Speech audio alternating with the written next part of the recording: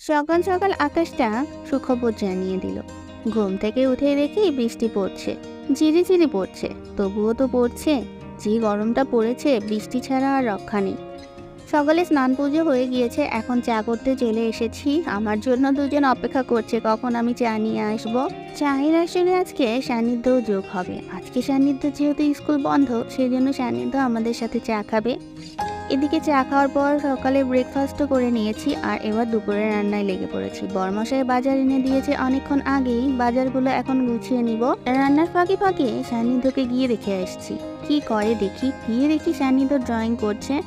স্কুলের teacher drawing করতে দিয়েছে, সেটাই আঁকছে।